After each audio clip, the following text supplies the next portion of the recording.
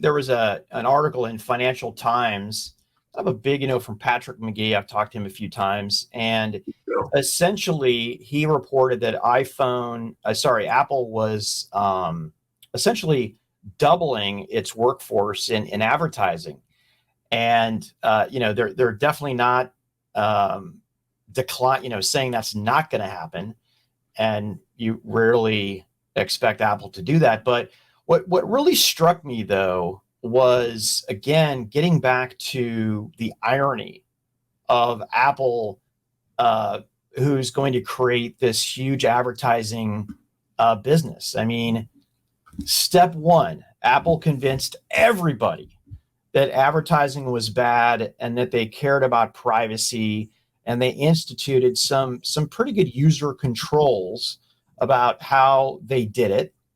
And then they removed the tracking cookie capability, which drove the businesses like Facebook and Snapchat, just decimated their capabilities and revenues.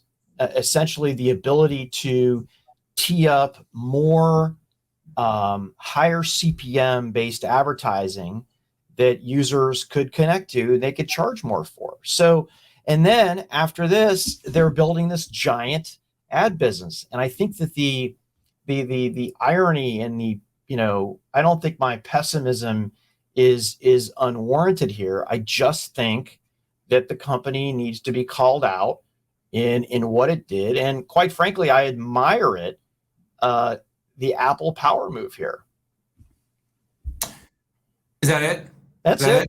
Is it? All right. Well, yeah, we need to get a little faster anyway, so I'm glad you did. Look, I've had a number of conversations. I actually was cited in one of Patrick's articles last month talking about this. The long and the short of it is Apple is sort of leveraged, and we've talked about it in the show, they've leveraged their kind of privacy first strategy to push out other companies that have aggressively utilized cookies and data tracking to get more targeted advertising. And now they've sort of monopolized, which, surprise, the ability to track and cookie and collect data so they can better advertise.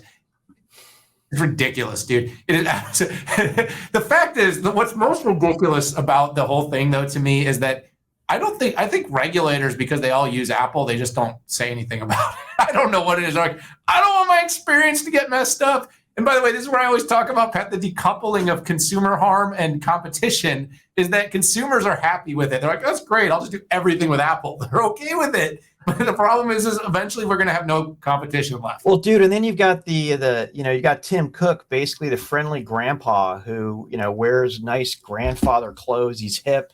He's clean. He's shaven, gray hair, talks about, protecting consumers and everything like that. But, let's not talk about the giant ad business. Let's talk about not paying your suppliers. Let's not talk about crushing your suppliers. Let's not talk about using slave labor in China to put phones together.